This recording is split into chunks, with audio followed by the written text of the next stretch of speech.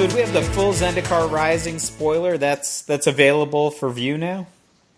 I mean, it depends on if you think they're trying to hoodwink us. God, where to even begin?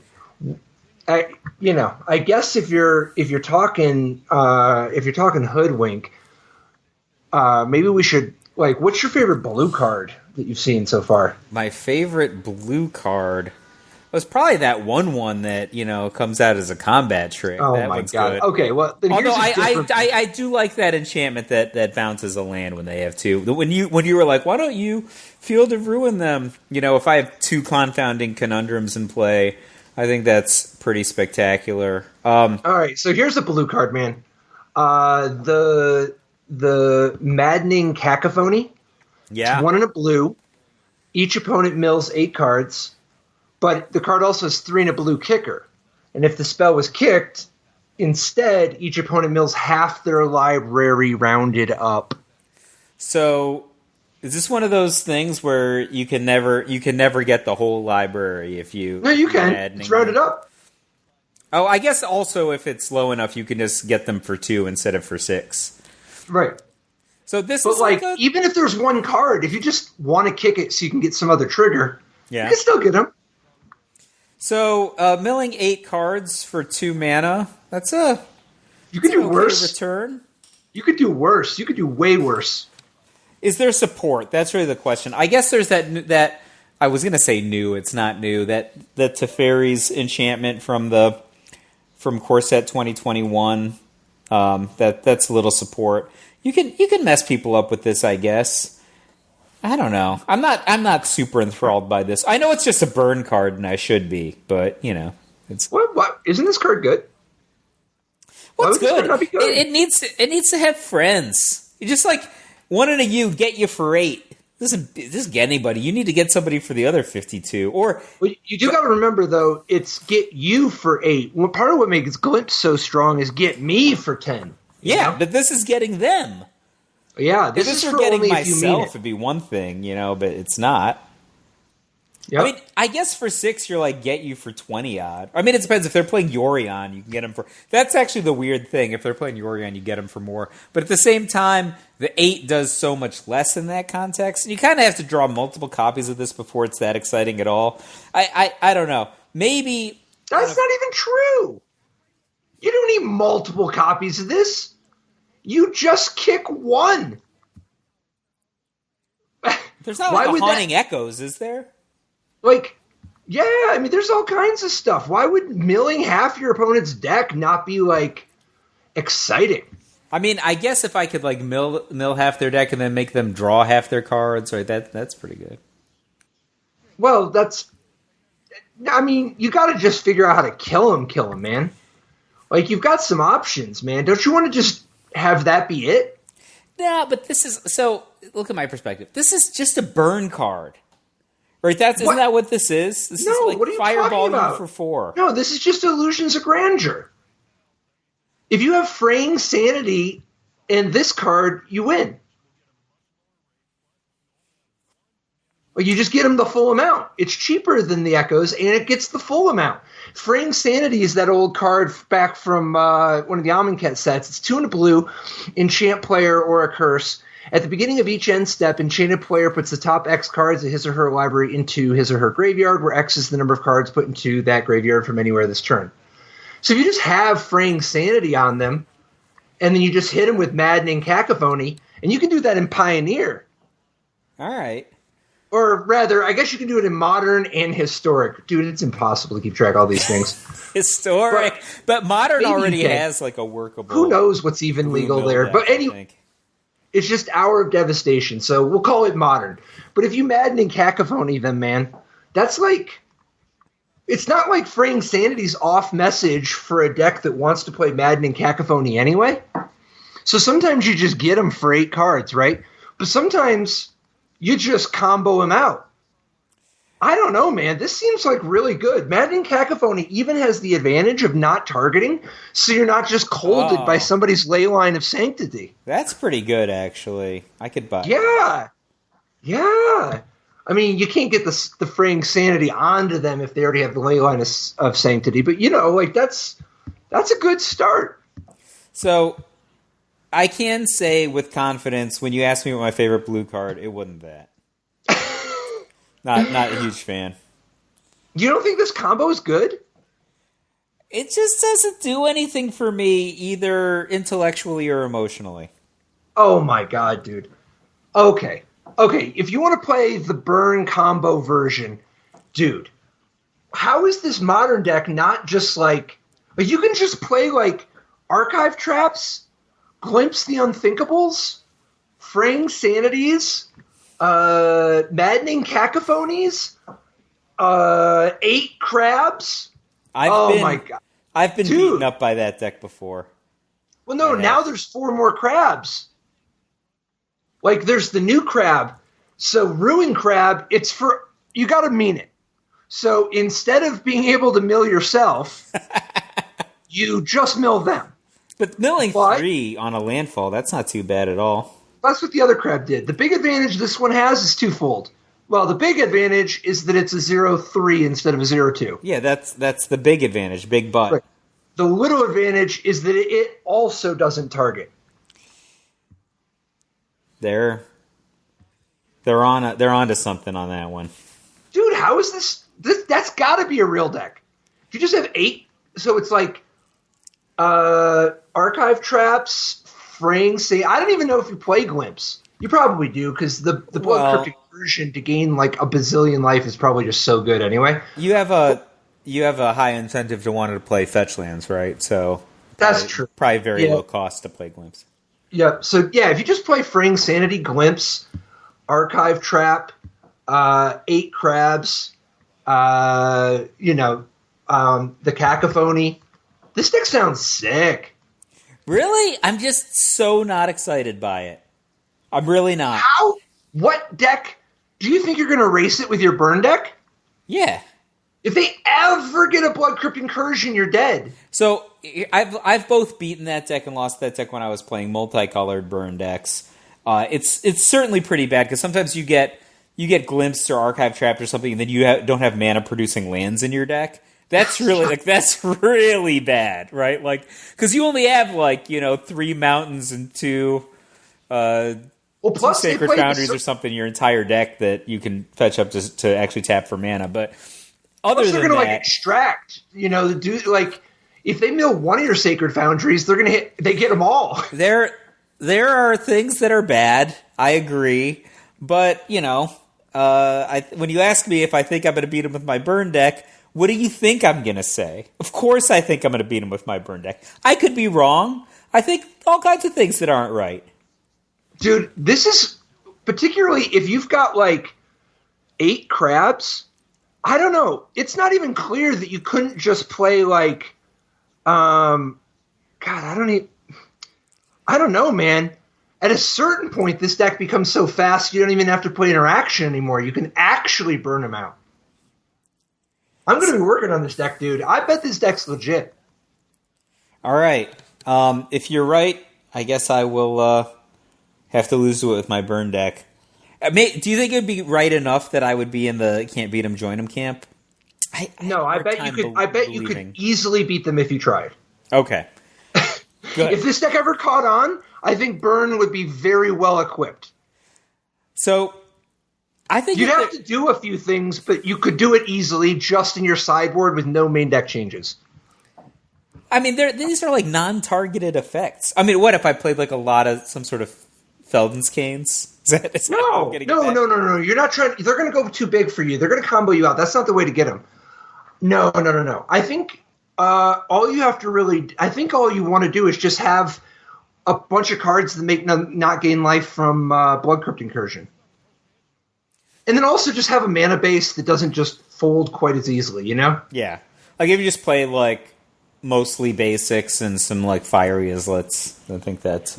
if you make some minor concessions so that your mana base was just, a little more robust, and then you just had access after sideboarding to the Skull Crack type of stuff, I think you'd be fine. Yeah, I really do think that the main way that deck gets you is you just don't have mana producing lands.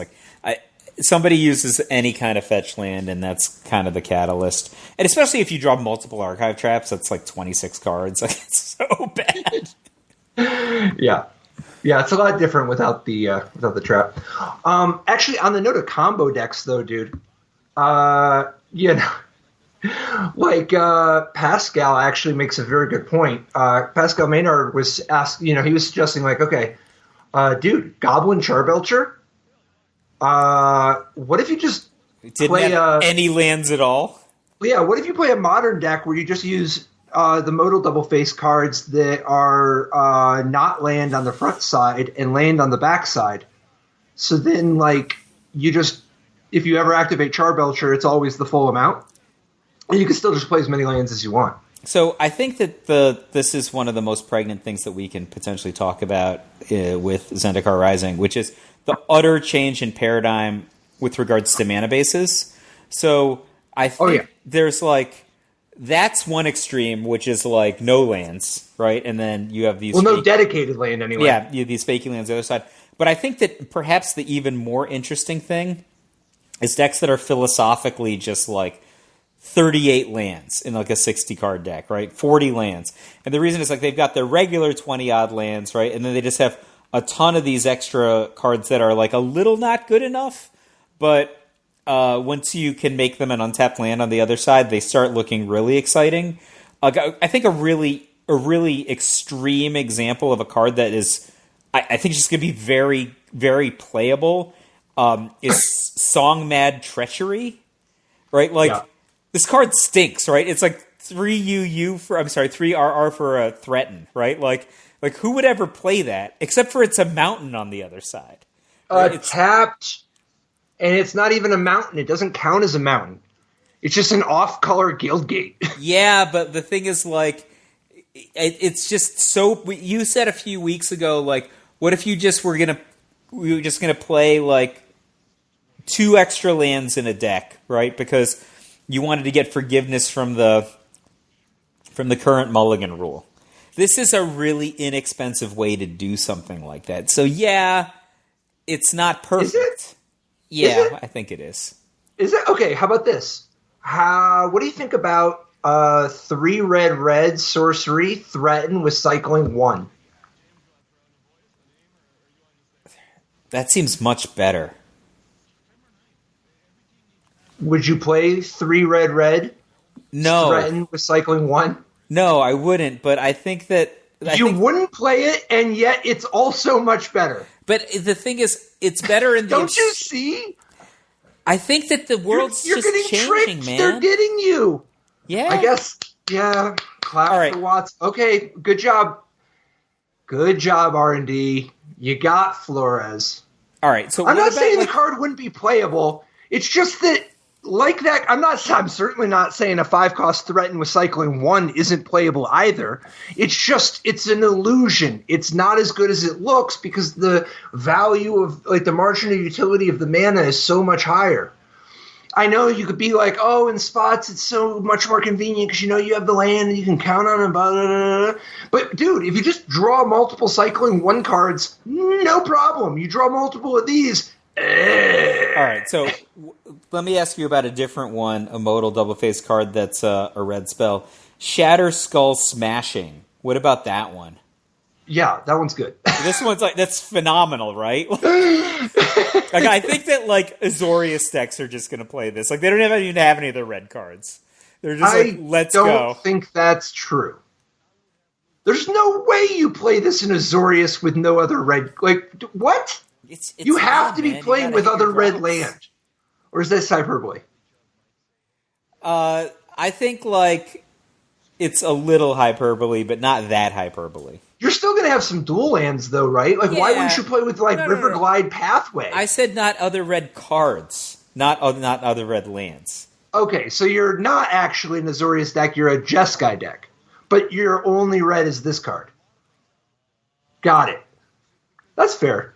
That's pretty... I mean, that's a ringing endorsement. And that's a special case, given that the card's red, you know? Yeah, I think it's... But remember that deck that Raph had that was just like double red Chandra and my green-white deck, no ways to cast it outside of the Oath? Yeah, but you're not going to trick them. You literally are playing all these random Riverglade Pathways and Needle Verge Pathways. I just don't think you really trick them. I think this is just your end game, right? Like, there is like a long tradition. Wait, why is this your end game? You know this can't face, right?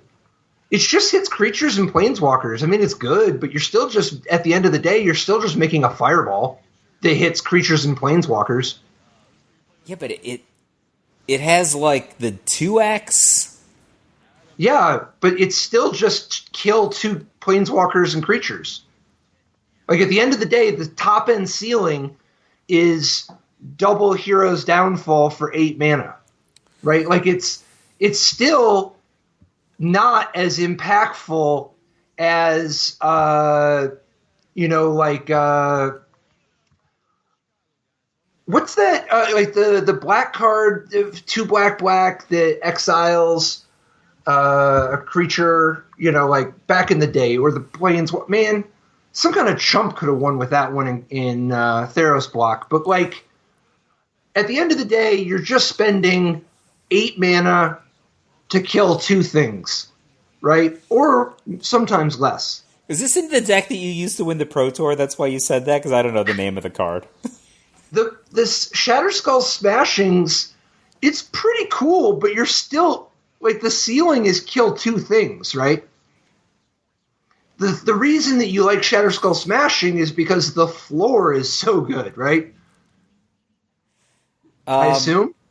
Yeah, I don't know. It just seemed really like I think I'm just really enamored of this concept of playing a lot of extra lands that don't really cost me any slots. I know, but it's just like people who are enamored with the idea of just playing a bunch of cycling cards because it doesn't really cost them any slots. No, but cycling cards cost you mana to utilize them, and they do cost you slots. So does this.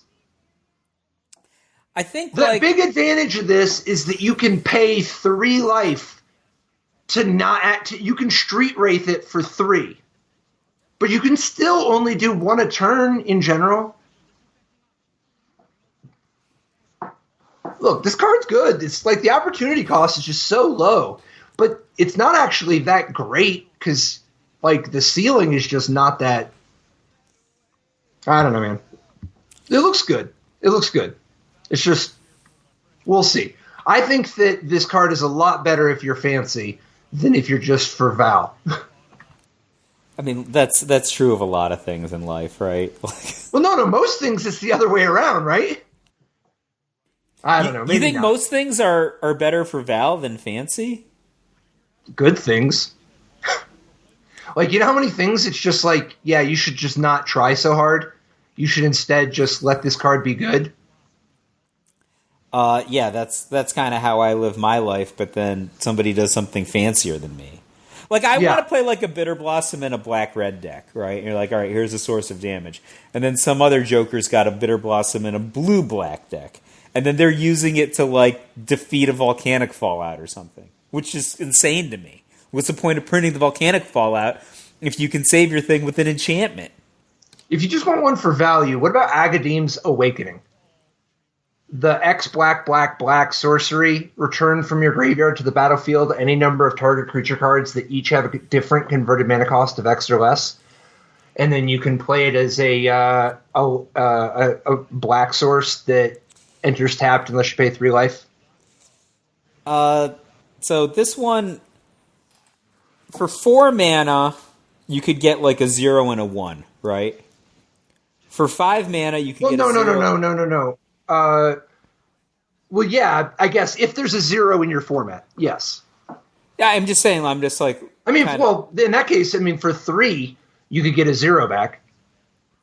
Okay, so but like at 3 plus BBB, so 6, you can start getting like, or reasonably get like a 1, 2, and a 3. I think there's a lot of setup that's required for this card to even be decent. Forget about good. What? What if your deck just has a normal mana curve? Like, what if you just have, like, picture a black deck that just has, like, 8 to 12 1-drops, 8 to 12 2-drops, 8 3-drops, or more. Maybe it even has a couple 4s, but, like, you just get from your resource row access to this 6 mana get 3 threats back option. And you're not always getting 3 threats back, I realize, of course. But, like, how often do you need to for this to be... Like, the opportunity cost is not that high on this, right? Because you can play it as a land. Yeah, and you're not even locked into it being tapped, and it's conducive to an aggressive strategy.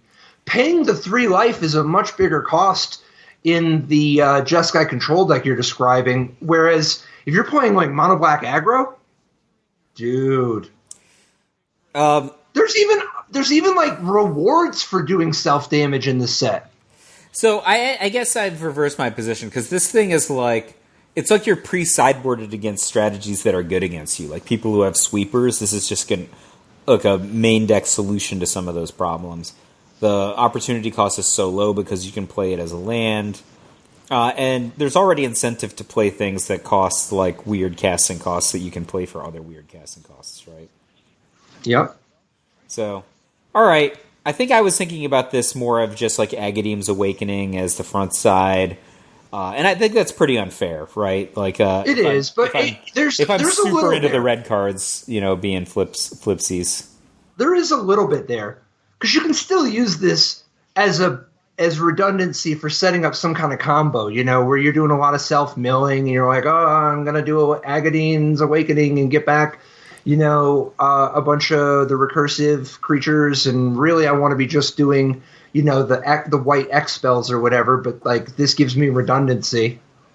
But I don't know. I think it's better if you just don't try so hard. Do you think Undo Inversion is going to be a popular card?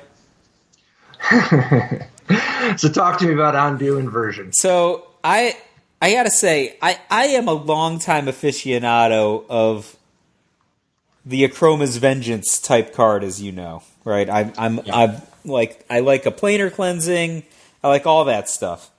8 is a lot to ask to get your thing. 6 is already expensive. I remember I was in a feature match against Raph once, and I needed to draw Wrath of God because he was going to kill me the next turn, and then I drew up an Akroma's Vengeance, and I was so excited, and I cast it, and then he regenerated his Troll Ascetic, which is a card that we were talking about last week, that you designed, and then it killed me in a Pro Tour. So this doesn't even get around that regenerating thing. And it's on its flip side, you can have a come into play tapped land. And yet, I think this might be a 4 of Whiz Bang, exciting card for blue-white control decks to play. But I kind of, I don't want either side. I don't want either side. End of the day. You don't. What? Okay, would you play with this card if it was 6 white, destroy all non-land permanents, cycling 1? No, that's different. No, it's not. Dude, it's not even hard. There's so many things in Magic that are hard. This is not even one of them. I'm not saying it's strictly I would not come close to playing that card. You should not be tricked by this, but you will be because you haven't made that connection yet. This card could be fine, just like the card I just described could be fine, but it's nowhere near as good as you're imagining Undo Inversion being. Undo Inversion could be fine. If the opportunity cost is low enough that if you just want this effect, great. Second, the possibility of combos and synergies is high enough. For sure, it could be used there, just like some weird cycling card might have a specific synergy. But if you're just using the card straight up, it's like fine, I guess. It's really off the board expensive, man. Yeah, this is 2 more than a reasonable cost for a card that isn't really reasonably costed.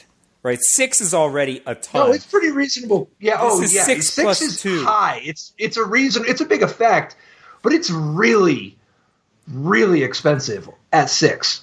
Like, I don't even know how interested I would be in this card straight up if I were playing like against some sort of a Planeswalker control deck.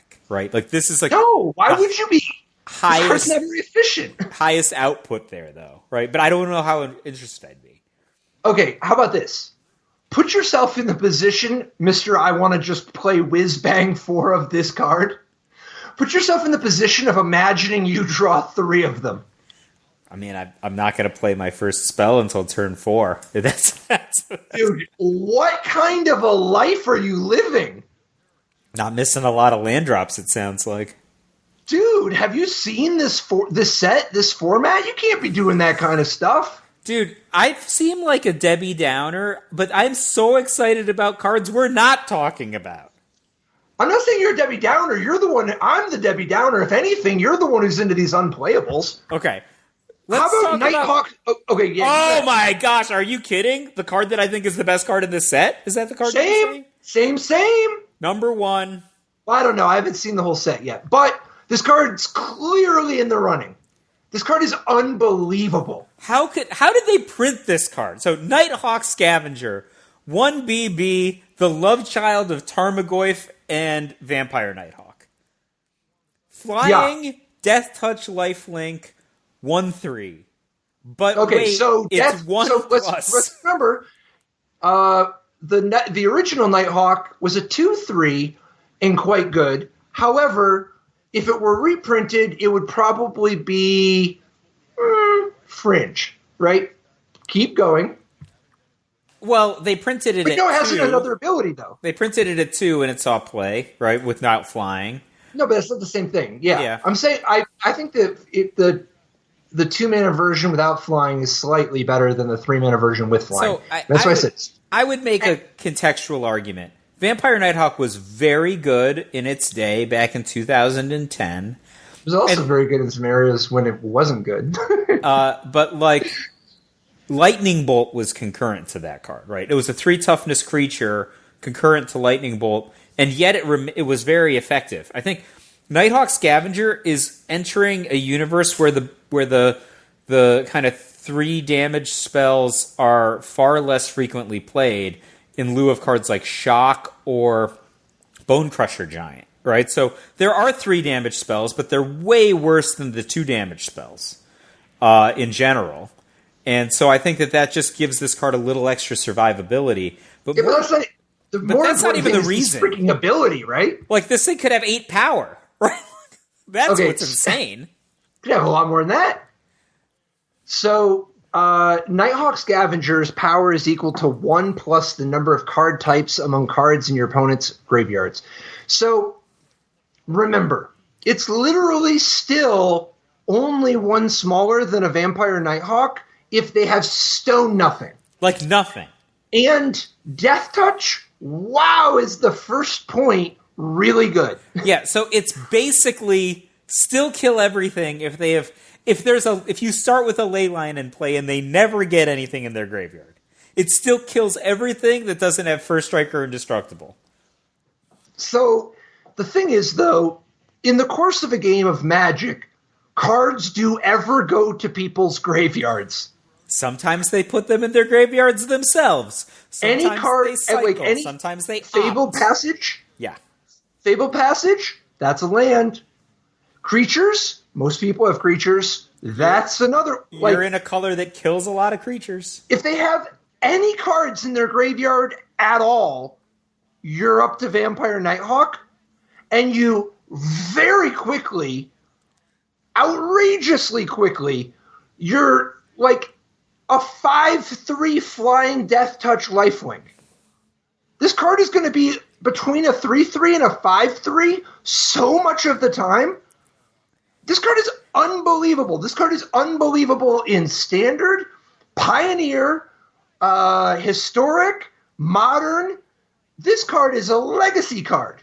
Patrick, I don't think it's that insane in Vintage, but it is a legacy card. What if you were trying? Like, what if you were just actually trying? You don't even have to try hard. No. I mean, but what if you did? What if you played this card next to, I don't know, a Liliana, Hand Destruction, Land Destruction? I was going to say that I don't consider playing Liliana of the Veil trying.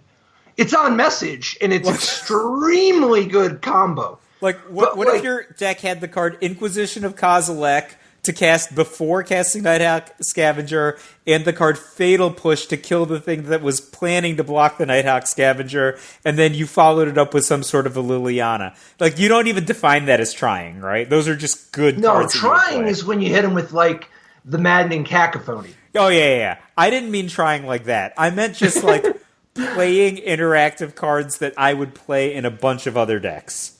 Like, but even if you get to lower powered formats, you can try a little. Like, for instance, some of these cards just mill a random card or two. You can do a little bit of that. You know, like for instance, I don't know that it's going to end up being good enough. It's, kind of, but the new Mind Rot that also drains them for one and mills them a card. Like, as far as Mind Rots go, first of all, you already get a third. It's easier to cast than Blightning, and you get a third of the damage from Blightning.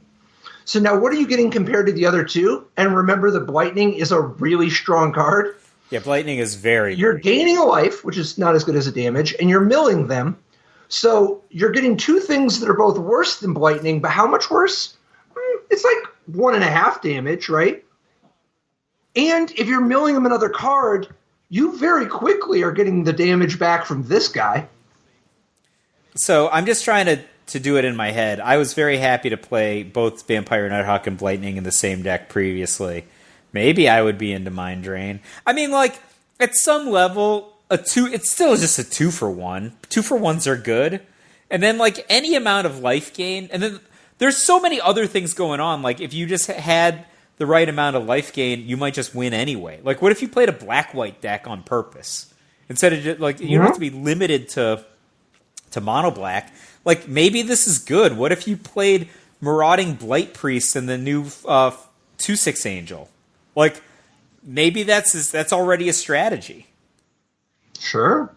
There's a bunch of good life flickers, too, man.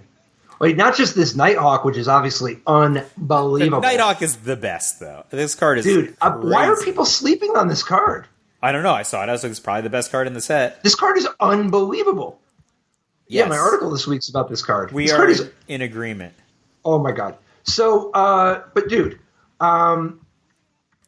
also a rogue. Right? I know it has good types. So, like, if you just played it alongside... I'm just making this up, like, Malakir Blood Priest, right? Like, 1 and a B, Vampire Cleric, common, 2/1. When Malakir Blood Priest enters the battlefield, each opponent loses X life and you gain X life, where X is the number of creatures in your party.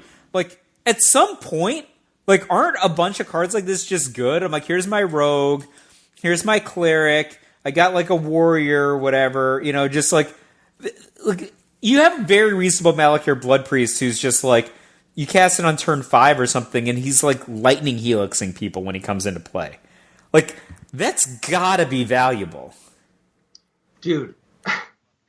Plus, there's other incentives to get the party together, too. Right? Like, Thwart the Grave, 4 black, sorcery, the spell costs 1 less for each creature in your party, and return target creature card, and... up to 1 target cleric, rogue, warrior, or wizard to the battlefield from the graveyard. So, like, Thwart the Grave, it's 6 mana, just 2 copies of Zombify, right? But, like, yeah, but almost entirely. Could be cheaper. It's frequently good. Like, this card's going to cost 4, a lot. Very easily. 5 is trivial. It's going to cost 4 a lot. And sometimes it'll cost less. Like, I don't know, man. I don't know. How many different ways can I say I agree with you? Oh, yeah. Plus, this isn't the only reanimation thing. There's also that other vampire dude. It's not, it's not quite so freaky as the Nighthawk, but... Drain of the Last Blood Chief is 3 black for a 4/4 flying legendary vampire cleric. When Drain of the Last Blood Chief attacks, defending player chooses a non-legendary creature card in your graveyard. You may return that card to the battlefield with a +1/+1 counter on it, and it's a vampire in addition to its other types. I mean, this card is kind of dumb, right? Like, Isn't this good? It's like it is a very, very Baneslayer-ish card, right? Like, all the value is you got to get some attacks in, and in fact, you have to if you get value, ever right? attack, you have value if you attack. Yeah, so this is going to sound silly, but the downside on this is, like, if you have non-elite creatures, you might get some. Like, that's not that bad, right? So this is obviously... an extraordinarily powerful card to play against creature decks that are removal poor, right? So I guess like good for green decks that they have the ability to fight things these days. But like a historical kind of stompier white weenie deck, if Drana the Lad Bloodchief just resolved and they couldn't kill it in combat the next turn, they were just cooked, right? Like you have the Abyss or you have Force Field, whatever you want to call it. Like you always have the ability to just kind of chump block and potentially gain value and to just keep bringing stuff back. I think this card is, I think it's close to unbeatable for certain strategies. At the same time, it's a little clunky. Yeah, and I don't know, unbeatable's not even fair anymore because I think that nowadays they've just made so much incidental like ways for like green can fight a little bit better, and white's like, got Oblivion rings through the wazoo, and then there's like Vivian bites and stuff. You're right, like there's stuff. So, but it's hard. But it's very, very powerful if it ever does anything. Hyper advantageous, and then there's probably silly things, right? Like, what if you could cycle a large creature for sake of argument in an otherwise creature poor deck? Like, here's like a whatever, like a 5/5 serpent or something that you cycled for 1, and then you just get or bigger, dude. You can still cycle for 2 mana on 11/11. So I think that, like, as absurd as that sounds, I think that that's part of the range on Drana the Last Bloodchief. Yeah, I think so. I like a lot of these black cards, but I think white is where I think the most interesting stuff is going on in this set. Oh, yeah? Yeah, I think there's kind of 2 extreme thoughts I have on white. One of them is hyper value, and the other one is hyper head scratching. So, okay, let's start with the value. Archpriest of Iona. Oh, yeah. W for a X2 creature, where X is whatever number of things you have in your party. So Archpriest of Iona is a human cleric, so it's always at least 1/2 for white, right? Assuming your opponent doesn't type hack your stuff, so turn everything into a zombie only or something. Yeah, so high expectation of it being a 1/2 for white, which is certainly much better than a Squire. But the value on this is that if you have even just anything like a warrior or whatever. Well, it has to not be a cleric, because this guy is contributing cleric already. 2/2 for W is very, very reasonable expectation. And then I think it's probably less reasonable to assume that it's like a 4/2, but that'll happen.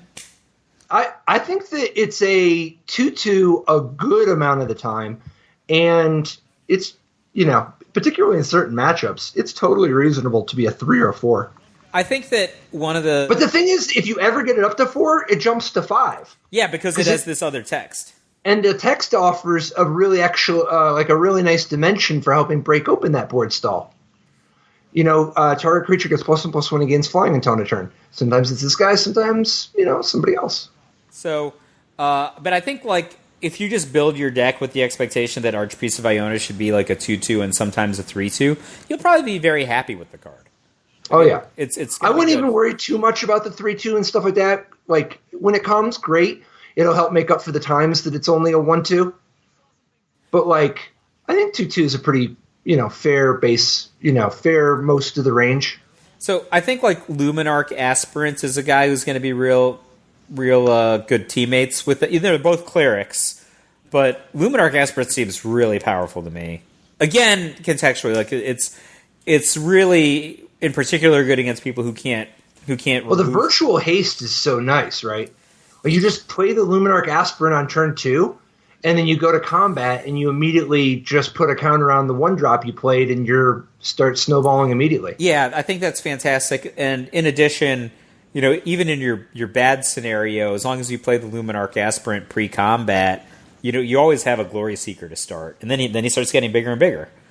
Not always. I mean, it's most of the time, but if your opponent has like a 1 damage effect, they can still get you. Yeah.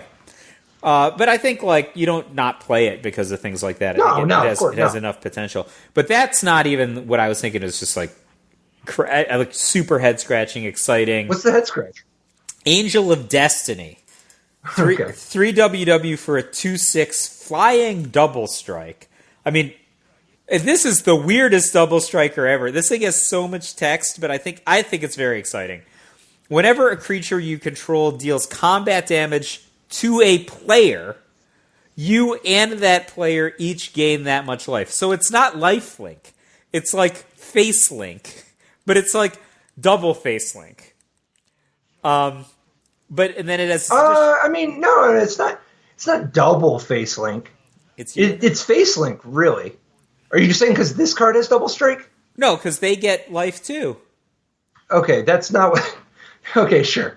It's face link, but for both of you. Yeah. So, right. And then it has this additional text. At the beginning of your end step, if you have at least 15 life more than your starting life total, so 35 for most people, each player Angel of Destiny attack this turn loses the game. Let's pretend that's still true. But anyway, yeah, keep going. Sorry. I mean, not for popular formats. But, for traditionalists like myself, 35 is 15 more than my starting life total. So the first thing I think is, this guy is bad times for people who are trying to convert cards and time into damage, right? So it has an enormous toughness of 6, and if it ever hits you, you have a high expectation of gaining 4. Even if it doesn't even need to hit you. Now, if you had anybody already in play, you just play Angel of Destiny, and those guys get virtual face link, right? That's kind of super cool. But the thing that I thought was really exciting about this is you don't even really need the Angel of Destiny or any other creatures. What you can do is just kind of do some cycle gain 3 nonsense or spells or whatever that are just going to get your life total up, and then just attack one time with the Angel of Destiny. So you just Martyr of Sands, and then you're done? Yeah, just maybe in some formats, this is just the closer. You know how, the life deck, I'm at 100 million life or whatever, but I didn't win yet? Maybe this is a better closer than just having some sort of Colossus that you keep discarding. I don't know. This card seems like such a strategy buster to me, because as long as you live long enough to cast it in these matchups where people are playing 2/1s and 4/4s or whatever, it's going to contain them in combat. It has double strike. It's small creatures are terrible against it, and large creatures are just going to hurl themselves in front of its enormous toughness and die. Maybe. No, that's fine. I don't know. To me, this card just doesn't seem like... this isn't the head scratcher, right? This is mine, yeah. What is there to scratch your head about? How do you properly construct the Angel of Destiny strategy? How do you properly construct that? Why do you have to have an Angel of Destiny? Okay, then in that case, how do you properly construct the Baneslayer Angel strategy? No, that's not the same thing at all. Baneslayer Angel is just the emblematic best Baneslayer, well, now second best Baneslayer in Standard. You just put it in a deck that can cast it, and he murders opponents. She murders opponents. I think that this card is not going to be as confusing to use as you might be making it out to be. I think you can have some fun trying to really do it, and maybe you have some metagame angle where you're oh, this is my mono white Soul Sisters type of deck or whatever, and I got some Angel of Destinies, and that's cool, and that could be really good. It's not going to be really confusing. I think that when you're going to want to play Angel of Destiny in a deck like that, it's going to be real easy to tell. The other side is you can just play this like a Baneslayer Angel. Well, no, you can't kill people when it's in play. No, you don't have to. But you can play it as a Baneslayer Angel. You lose out on some of the killing them from damage, but you gain way more life. Yeah. So I don't know. I think, it's a card to keep in mind. It's fine. It might be sweet. It depends on how much you're going to really value gaining oodles of life. Could be really good. Well, gaining 15 is probably a bridge. Dude, I wouldn't worry about that part as much. I would really go into it thinking if you want to go into this, I would start with the Whip of Erebos thing where all your cards are gaining you 1 billion life. That part is going to be really nice. But I don't know. If you want, isn't as far as I don't know, head scratchers go. I don't know. To me, the white cards in the set are not that head scratching. I mean, isn't the retreat to Amaria or whatever, the Felidar retreat, 3 and a white enchantment, landfall, whenever a land enters the battlefield, you get to choose, either get a 2/2 white cat beast, or put a +1/+1 counter on each creature you control. Those creatures gain vigilance until end of turn. This card seems very powerful to me. Yeah. So, yeah, I mean, oh yeah. I mean, you have make an initial investment of 4, but then after that you have like this. I don't even know if you say it's like a 0 mana engine, right? It's a kind of a resource producing engine. It's got a lot of similarities to Gideon Alad Zendikar, you know? It doesn't have quite the versatility, and obviously the token making, I think the token making is slightly less reliable. However, the ceiling on this card is like wild. So you could play it with what was the name of the character from M21, the G white one that makes it make all ones. And I think you will. Like, I think this card is obviously really that's a great addition. I think you can play this card in plenty of decks, but I think this card is an excellent addition to some sort of a green-white tokens deck or a green-white +1/+1 counters deck. Oh, I mean, it's a great token maker. It's really good with Orin Wraith Ooze also. That 2 and a green, 2/2, that when it enters the battlefield, you can put a +1/+1 counter on target creature you control. And when Orin Wraith Ooze attacks, put a +1/+1 counter on each attacking creature with a +1/+1 counter on it. You want to talk about some greens? Sure. Dude, some of these green cards are like better than our troll. What are you talking about, Patrick? The troll is actually 3 before I forget, there is a red card that's kind of burning a hole in my pocket, so to speak. I did want to get your take on the 1 in a red deal 4.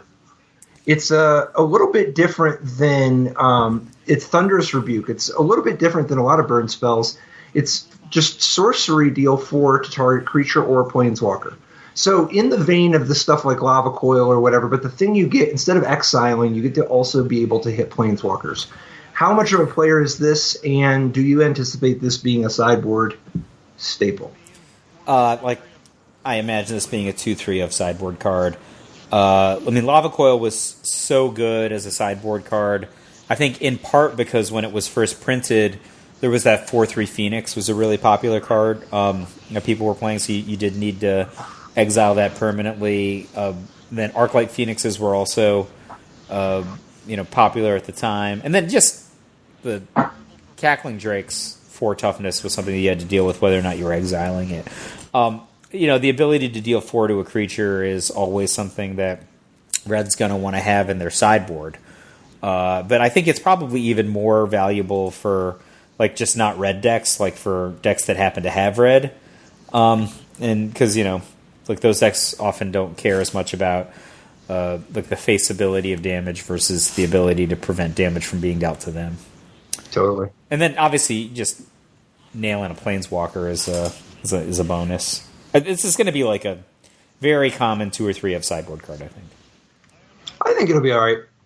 I think the bar might slightly rise a little, and this card will be fine, but I don't think it's going to be as ubiquitous of a staple because I don't think contextually. It'll depend on if they make new walkers in the sets to come or whatever. But I think it would have been a different animal if there were more planeswalkers that start at 4 loyalty that you really want to kill. But this card is good. So it's a role player. Here's a card that I actually think is super going to matter. Yeah. And maybe cross format. It seems really good to me. Cleansing Wildfire.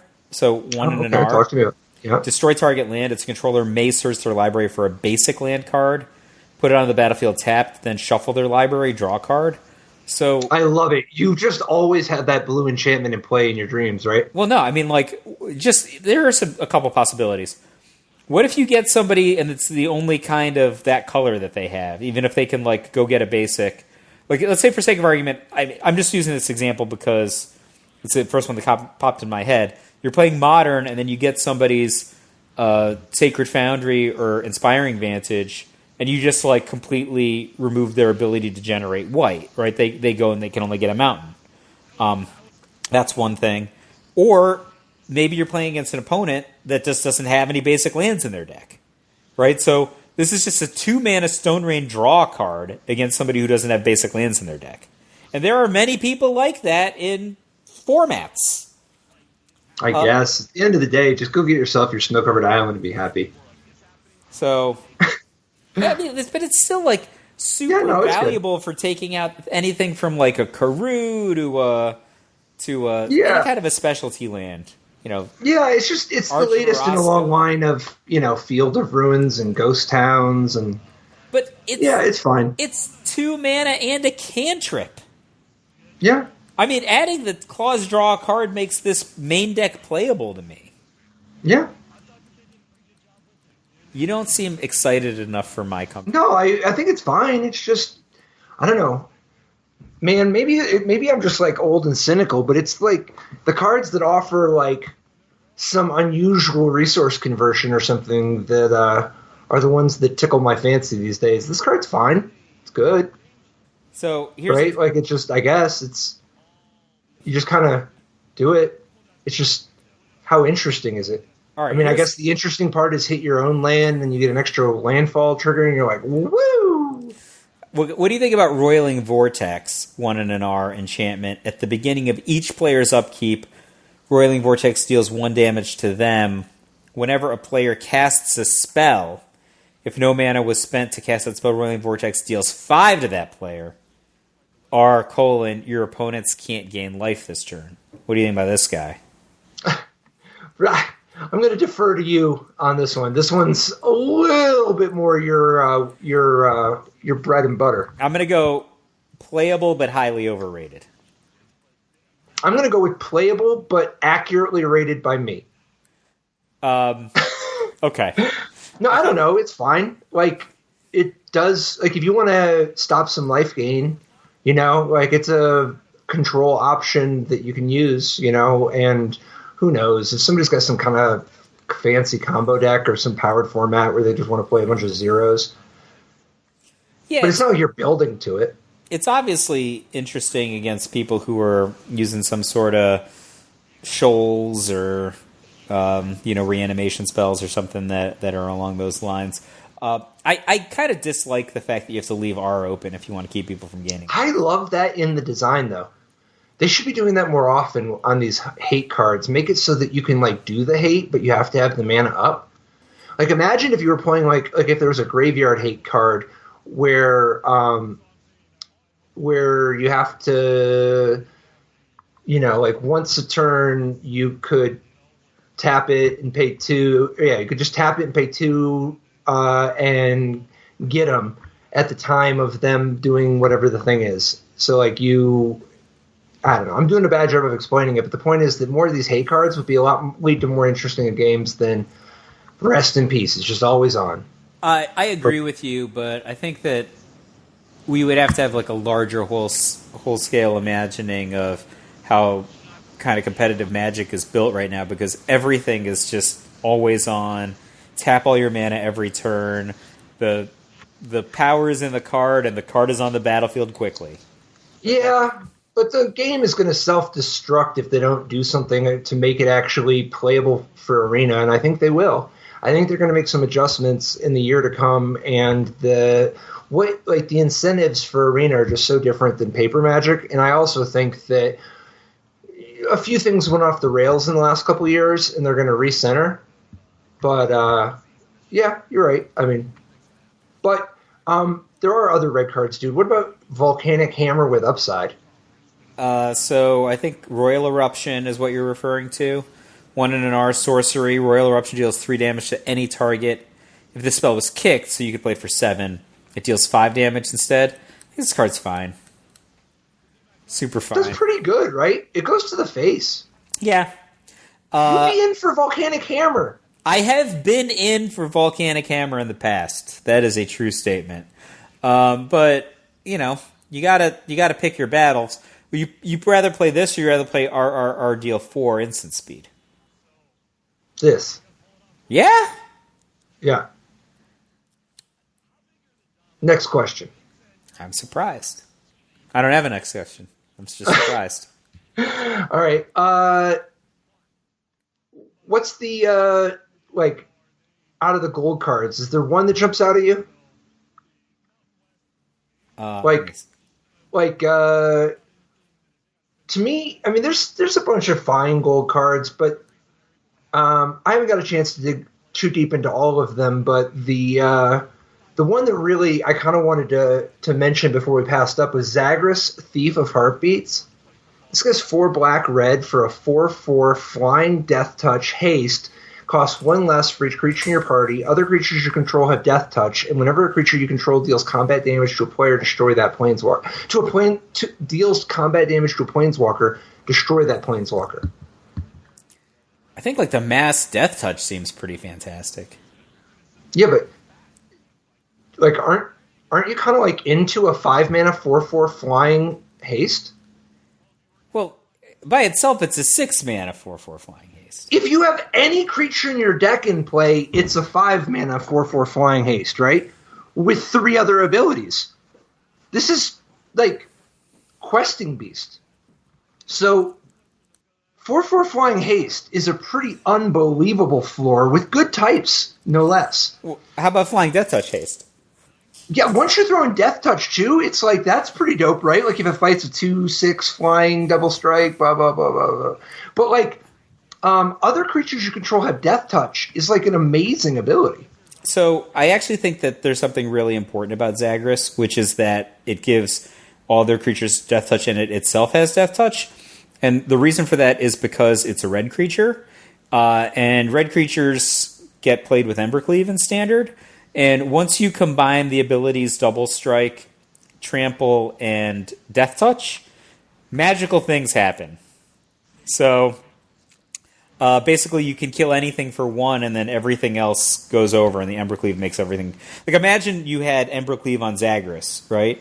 And somebody... So let's say somebody blocks Zagras and they blocked it with like 100 creature, for sake of argument. But you deployed an Embercleave on it. Zagras would just deal 1 point of damage to that 100 creature, kill it, and then deal the remaining 9 points of damage to the opponent. Right? So I think that is an unsubtle thing that has to be highlighted here. Because you're also talking about a creature that rewards you for going wide, just like Embercleave. Okay. What about if you have any kind of a pinging effect? Yeah, it's good.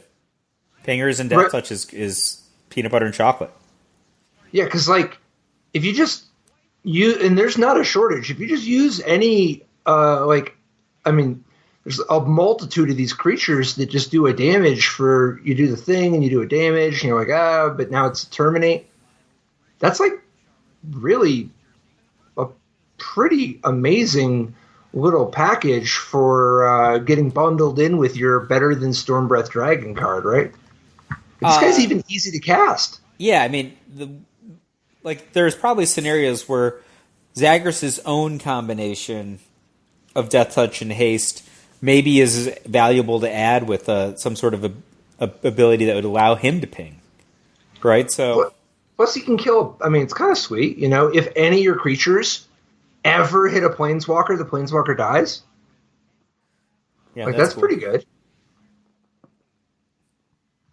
I don't know. You're not that into this guy, huh? I'm into it. I think it's good. Because this guy's going to be like a 4/4 flying haste death touch with 16 other abilities, like a good amount of the time. I think like the vampires bring a lot of clerics and rogues. It is Questing Beast. Yeah. Yeah, I don't know. Dude, this card's going to be good. So when you were asking about the multicolored cards, I thought that was a lead-in to talk about Nissa of Shadowed Boughs. Oh, yeah? Yeah. Talk to me about Nissa. Nissa of Shadowed Boughs, 2BG for a 4 loyalty planeswalker. Legendary planeswalker Nissa. So we've seen many Nissas. I believe this is the first black Nissa. But exciting kind of premier ability on a planeswalker, Landfall. Whenever a land enters the battlefield under your control, put a loyalty counter on Nissa of Shadowed Boughs. So, you know, you could play like a land that puts multiple lands into play, like maybe like a Fabled Passage or a Field of Ruin, and gain tons of tons of loyalty that way, or cast some sort of like a migration path and gain tons of additional loyalty that way. So that's a static ability based on landfall, in addition to Nissa's 2 kind of plus and minus abilities. +1, untap target land you control. You may have it become a 3/3 elemental creature with haste and menace until end of turn. It's still a land. So it's a temporary thing, unlike, Nissa Who Shakes the World, where the lands are permanently 3/3s. This is only until end of turn, but it gains menace. That's pretty cool. And then -5, you may put a creature card with converted mana costs less than or equal to the number of lands you control onto the battlefield from your hand or graveyard with 2 +1/+1 counters on it. I think this is where the magic happens. You play Nissa, landfall Nissa up past 5, right? And then immediately use it as a reanimation spell, sometimes keeping Nissa. I think that's a very, very... I think that's going to be a bedeviling sequence in the upcoming standard. But the second ability, the +1, is also fantastic, right? Like +1, you're getting a mana, you're getting a loyalty, you've got 3/4 of a Koth of the Hammer, but it's more reliable with menace. Yeah, and I think not for nothing, it's also just untap a land, right? So yeah, that's like if you needed 7 or something, all good. And then this landfall ability to gain loyalty is quite good. I mean, she's already pretty durable. Yeah. So I think, plus, there's going to be some fancy moves you can do where your opponent attacks and makes an attack because it's worth it because they want to kill Nissa, and you do something that lets you play a land or 2 at instant speed, and surprise, Nissa lives through their chump attack.